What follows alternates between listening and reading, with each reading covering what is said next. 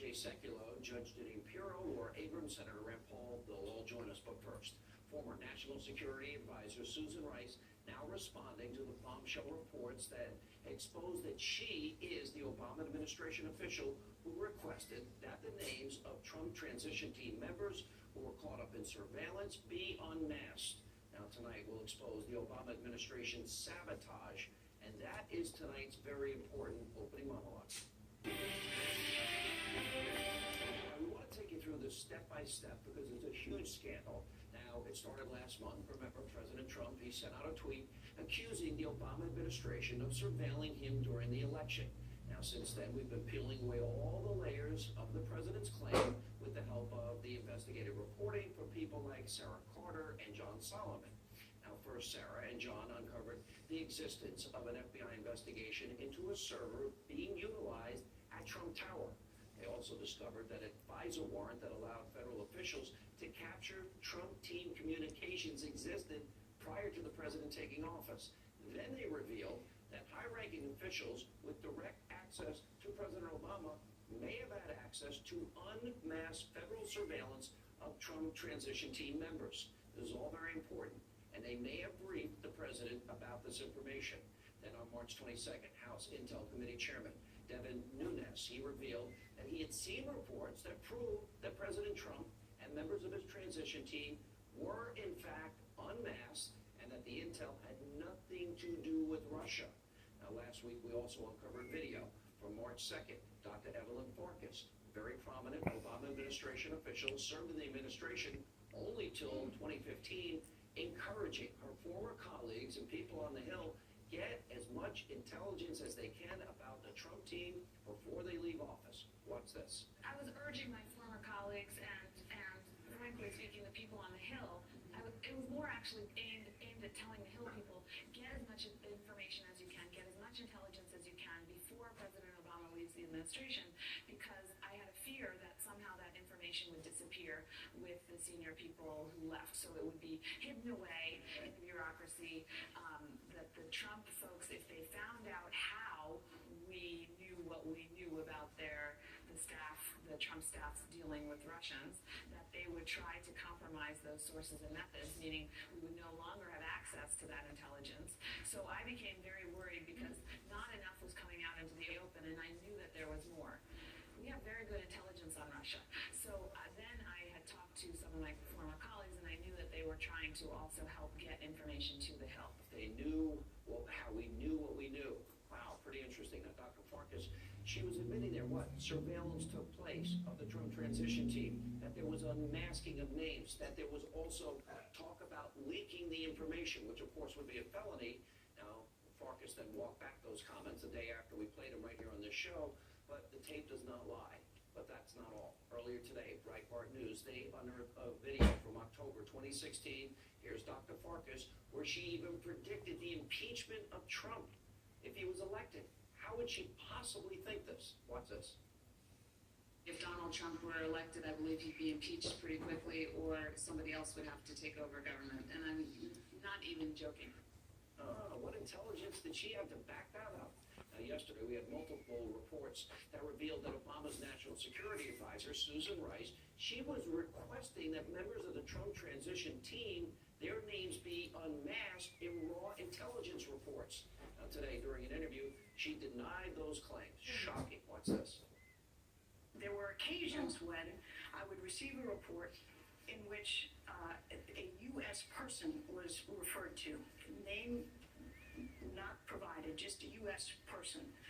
And sometimes in that context, in order to understand the importance of the report and assess its significance, it was necessary to find out or request the information as to who that U.S. official was. In the context of the Trump campaign, the Trump transition, did you seek the names of people involved to unmask the names of people involved in the Trump transition, the Trump campaign, people surrounding the president-elect, in order to spy on them, in order to expose them? Absolutely not for any political purposes, to spy, expose, anything. All right, so that's today. But wait a second. Just 2 weeks ago, Susan Rice was on PBS, and she said she, quote, knew nothing about any kind of unmasking. So what is it? What's this? I I began by asking about the allegations leveled today by House Intelligence Committee Chairman Devin Nunes that Trump transition officials, including the president, may have been swept up in surveillance of foreigners at the end of the Obama administration. I know nothing about this. I was surprised to see reports from Chairman Nunes on that count today. Today she knows everything, but 2 weeks ago, I don't know anything about this. That sounds like a lie to me. Now, shockingly, Andrea Mitchell, she didn't ask Susan Rice about that complete and total reversal. In other words, lie. But now that she is caught, of course, Susan Rice is changing her tune. Now, remember, Susan Rice has a history of this. She flat out lied to the faces of the American people about the issue of the Benghazi terror attack. Remember, she went on the 5 different Sunday shows. This was 2012, you may remember. What sparked the recent violence was the airing on the internet of a very hateful, very offensive video. It began spontaneously in Benghazi as a reaction to what had transpired some hours earlier in Cairo, where, of course, as you know, there was a violent protest outside of our embassy sparked by this hateful video. What happened in Benghazi was, in fact, initially a spontaneous reaction to what had just transpired hours before in Cairo. What happened this week in Cairo, in Benghazi, and many other parts of the region was a result, a direct result of a heinous and offensive video. And think about this, a history of lying, a complete 180 in just 2 short weeks. Well, now some on Capitol Hill, they're trying to get the truth of what actually happened with the surveillance of Donald Trump and his team. For example, Senator Rand Paul, he will join us later. He wants Susan Rice to testify before Congress and under oath. But Rice, well, when asked about this today, he's not exactly jumping at the request. What a shock. Take a look. Rand Paul is suggesting that you be subpoenaed to testify. Would you be willing to go to Capitol Hill? You know, Andrea, let's see what comes. I'm not going to, sit here and prejudge. All right, she's clearly dodging, but more congressmen now on the Hill are calling for her to testify. By the way, it needs to be under oath. And later tonight, we're going to expose how the alt-left, Destroy Trump media, is doing everything in their power to bury this incredible story. Now, since the moment the surveillance scandal has been unmasked, the media's trying to change the subject, destroy anybody and everyone connected to it. And that's exactly what they tried to do to Congressman Devin Nunes. And even, by the way, Adam Schiff, the Democratic ranking member on the Intel Committee, had seen the same surveillance. And guess what? All of a sudden, his grandstanding, it all stopped. In fact, listen to what he said this weekend when asked about if there was a connection between President Trump and Russia.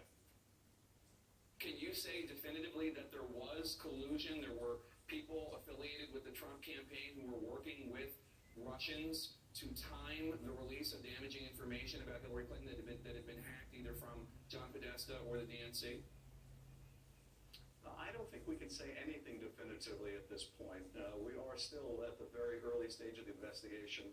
Yeah, for the past 8 months, we're in the early stages of the investigation with the help with the all-left propaganda Destroy Trump media. They've been trying everything they can do to find proof that President Trump and his campaign was colluding with Russia. Yet there's no evidence after 8 long months. Now, the big question is this. Did President Obama and his administration knowingly surveil on either an incoming president or an opposition party candidate?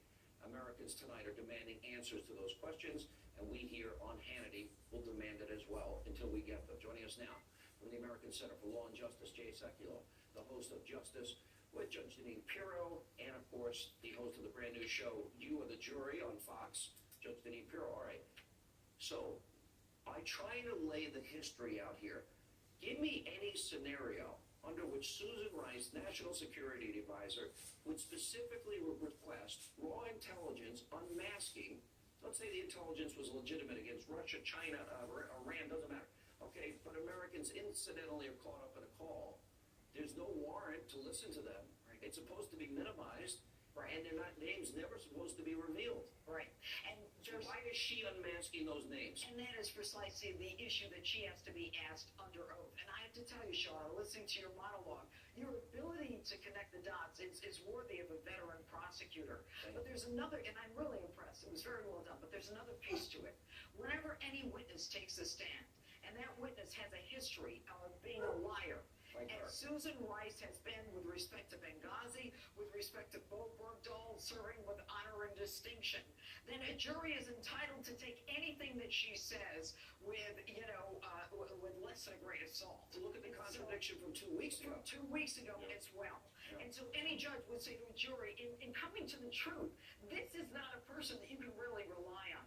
So the question that we have to ask is, who put her up to it? Why did she do it?